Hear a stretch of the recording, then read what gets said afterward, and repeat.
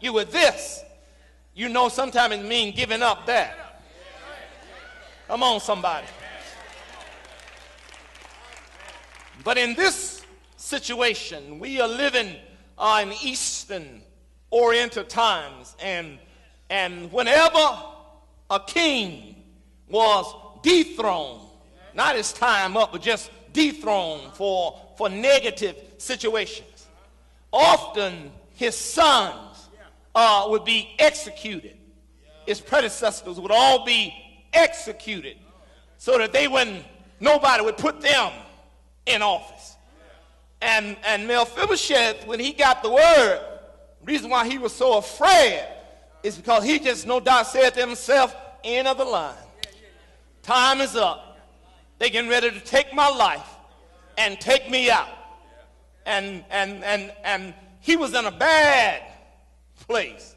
Let me kind of paint a picture of where he was living. He was lame in both of his feet. By no wrongdoing, no acts of injustice on his part.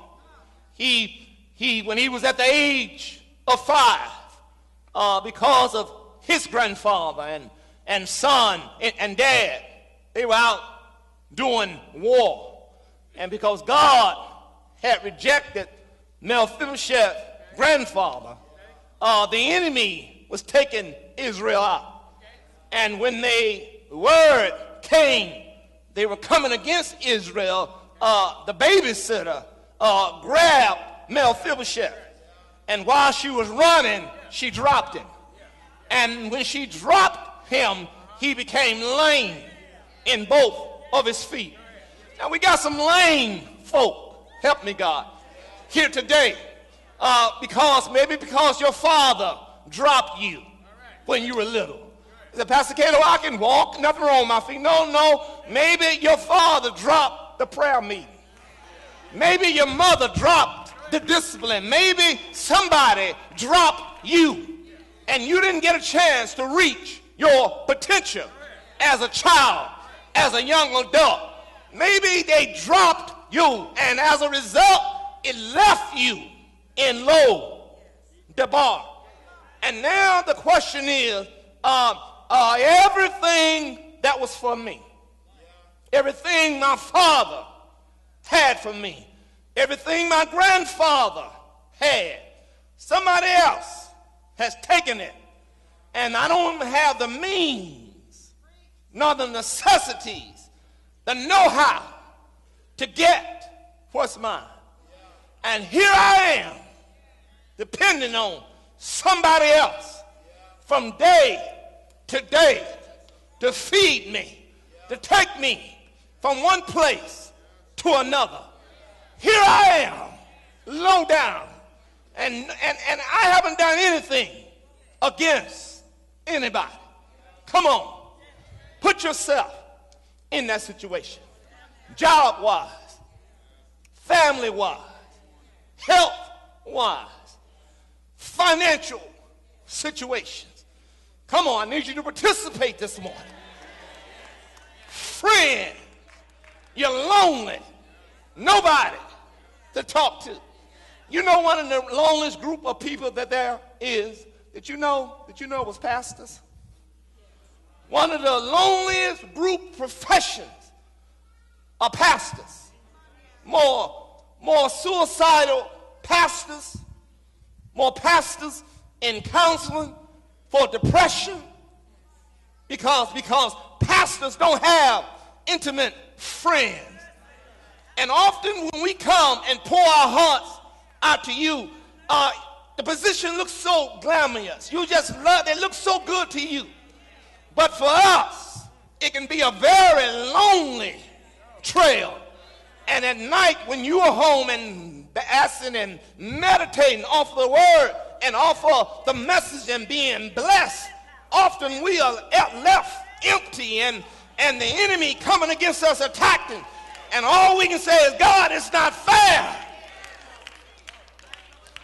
And all your stuff that you go through, your sickness, your trials, your disappointment, disappointments, your letdowns, with your backstabbers and your haters and those who are gossiping against you, often you find yourself in DEBAR saying, God, it's not fair.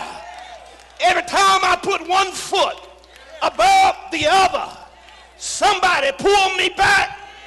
It's not fair. Every time I go to the doctor, if it's not this, it's that. I get over one thing and turn around and it's something else. Get one child through college and look around and got to find a way to get another one. It's not fair. Come on, somebody.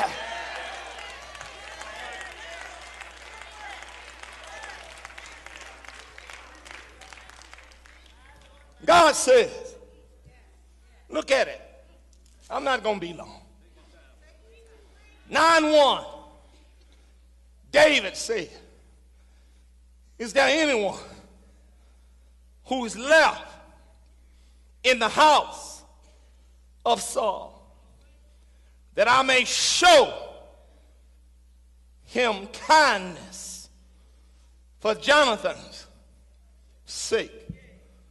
Word came back, so many words. There's a nobody by the name of Mephibosheth. He's living down in DEBAR. He's lame in his feet. And most folk didn't even know his name. They just called him the lame boy.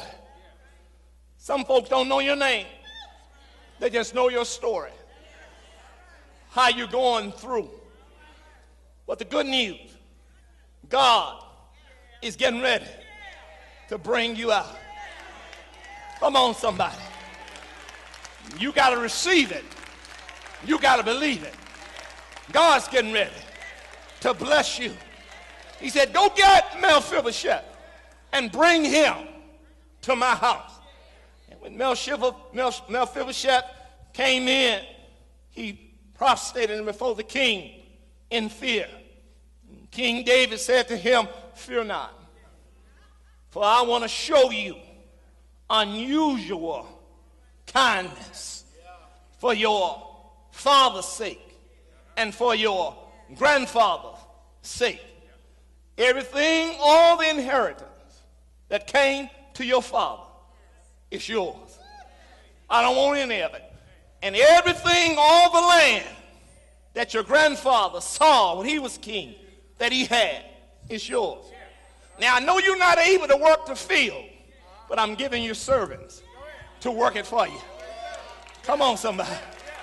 And don't worry about what you're going to eat, because every day you're going to sit at my table for the rest of your life.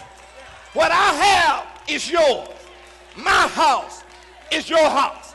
My table is your table. Come on, somebody. God's getting ready to bring you out. I know it's been hard. I know it's been tough. I've talked to a lot of you, but God said, tell somebody it's over. I'm getting ready to show unusual kindness to somebody. Somebody shout hallelujah. Go ahead on and bless him right now. Bless him like you already have it. Bless him like you got your breakthrough. Hallelujah. Hallelujah.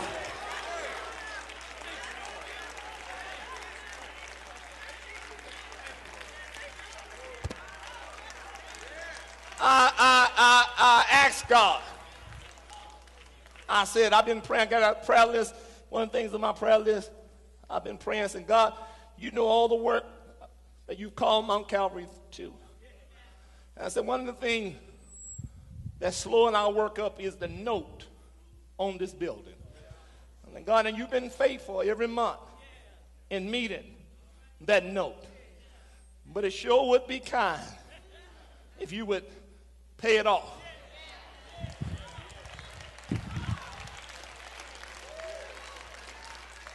And I got to give it to you like he gave it to me.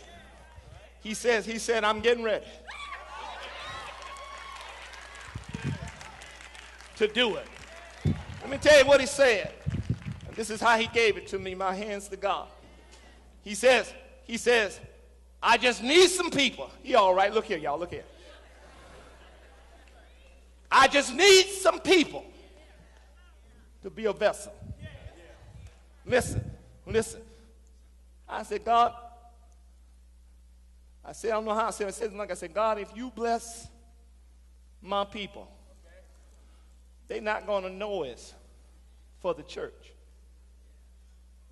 They're going to feel like because they was waiting on this blessing. They were looking for it already. God said, tell them,